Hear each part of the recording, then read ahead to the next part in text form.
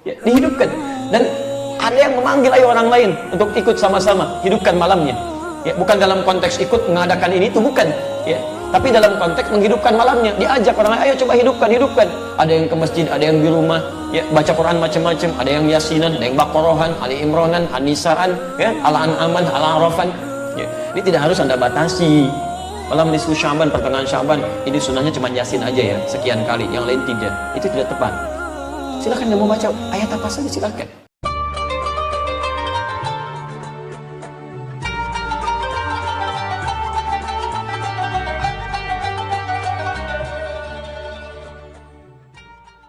Sya'ban bulan beramal. Kalau siangnya puasa, malamnya apa yang dilakukan? Baik, kita tanya dalilnya. Maka para ulama-ulama salaf dulu, bahkan sejak zaman Nabi SAW, bahkan Nabi melakukannya, sahabat mengerjakannya, tabi'in menunaikannya, ulama menggarisbawahinya. Apa yang dilakukan? Mereka menghidupkan malam-malam Sya'ban dengan ibadah. Malam-malam Sya'ban, apalagi kalau sudah masuk ke pertengahannya sampai akhirnya, karena mereka merasa waktunya sudah mau berakhir. Mereka hidupkan terus pertengahannya, akhirnya, dan seterusnya. Tayyib, apa amalannya? Setidaknya ada 3 amalan untuk di malam-malam Sya'ban. Boleh dimulai dari malam ini, silahkan. Ya. Kita saling mengingatkan ya, boleh silahkan ya, untuk kabari yang lain ya. 1, sholat, memperbanyak sholat. 2, berinteraksi dengan Al-Quran, tilawah Al-Quran, mau baca, mau pahami kan, mau menghafal, merajaah, mengulang, silahkan. 3, memperbanyak doa dan istighfar. Memperbanyak doa dan istighfar. 1, salat. 2, memperbanyak interaksi dengan Al-Quran. 3, memperbanyak doa dan istighfar. Salatnya ada 3 jenis yang bisa dikerjakan. 1, qiyamul lail.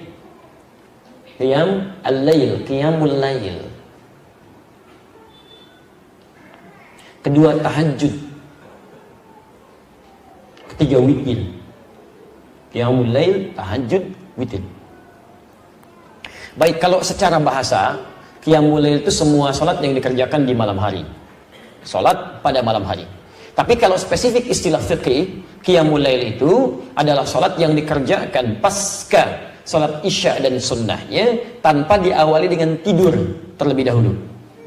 Jadi untuk membedakan dengan tahajud. Kalau qiyamul lail, Anda sudah salat isya, kemudian salat sunnah, lalu Anda salat di situ 2 rakaat, 4 rakaat, 6 rakaat, tutup dengan witir 1 rakaat atau 3 rakaat. Itu disebut dengan qiyamul lail. Di luar bulan Sya'ban, umumnya salat ini dikerjakan bagi orang yang belum tentu bangun di malam hari. Karena terlampau lelah misalnya, diduga tidak bisa bangun malam, maka dia salat terlebih dahulu sebelum tidur, tutup dengan witir sebelum tidur. Jelas ya? Tapi di bulan Sya'ban tidak harus menunggu itu. Ya, silahkan, nggak apa-apa. Begitu selesai isya, salat sunnahnya, menjelang tidur Anda salat dulu 2 rakaat, 4 rakaat, kan? 6 rakaat, kemudian witir, dan boleh malamnya tahajud lagi setelah Anda tidur, silahkan, nggak ada masalah ya.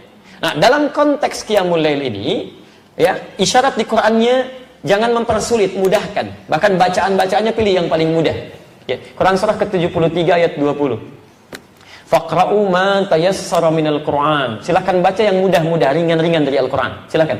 Ya. Dan ringan itu bisa relatif ya. Ringannya Nabi itu 100 ayat Al-Baqarah. Ringan itu ya. Masya Allah. Antum ya demikian. Qul huwallah ya. Kemudian An-Nas rakaat kedua. Hari keduanya tambah lagi Ad-Duha, setelahnya Alam Nashrah. Naik lagi ya. Jadi kalau bisa begini, saran saya, hidupkan di keluarga. Dengan anak-anak boleh kok jamaah.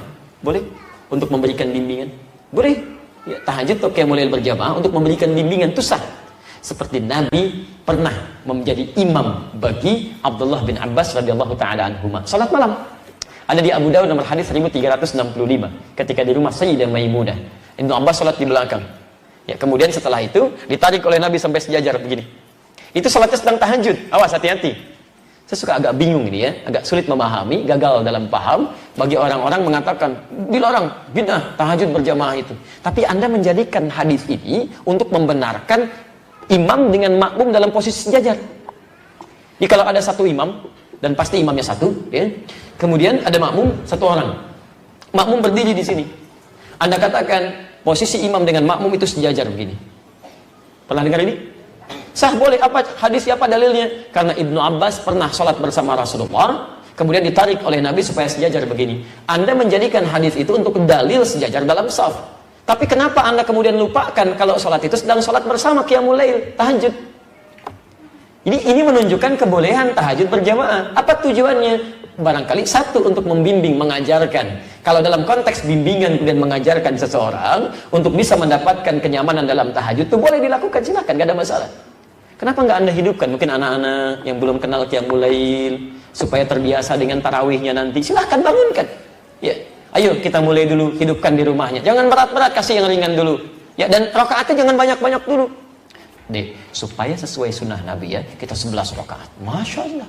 Malam pertama, besok nggak mau ikutan lagi. Ya. Dua dulu aja, 2, witirnya 1, sudah enak, naik lagi. Qul huwallah dulu supaya nyaman, kan? Begitu besok mau sholat, Pak, kayak kemarin ya, Qul huwallah lagi. Ya nggak apa-apa, Qul huwallah dulu.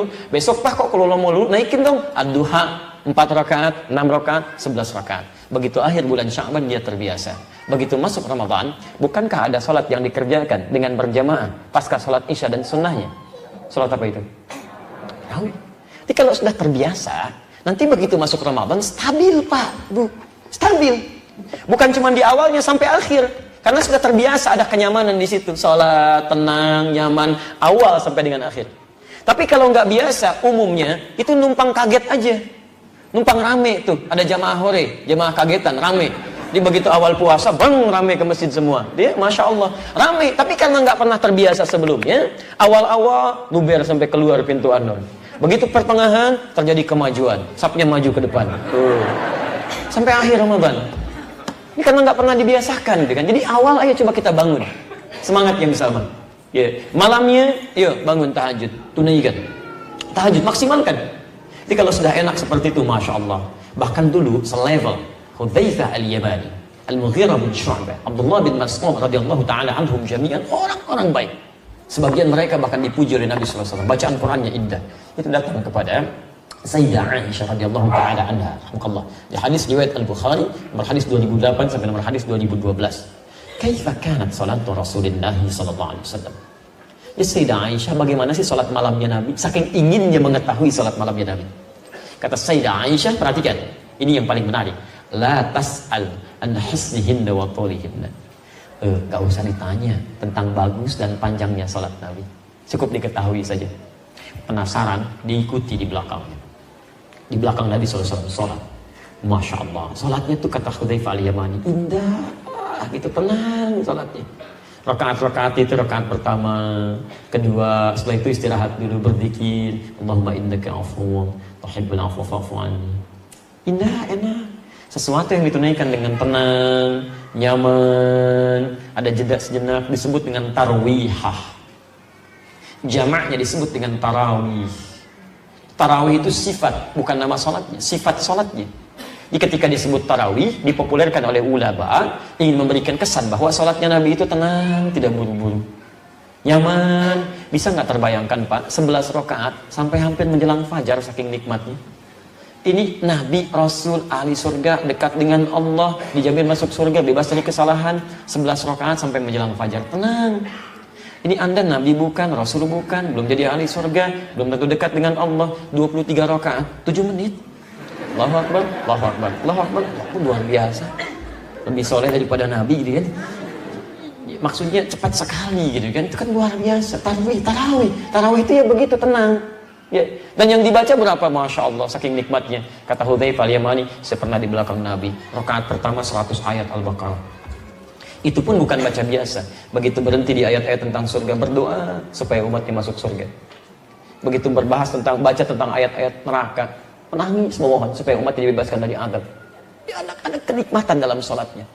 Bahkan Masya Allah pernah di belakang Nabi, dikira 100 ayat Al-Baqarah selesai, ternyata nyambung semuanya Al-Baqarah 286 rakaat pertama.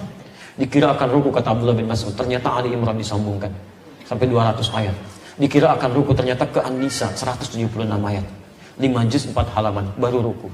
Besoknya nggak pada ikutan lagi.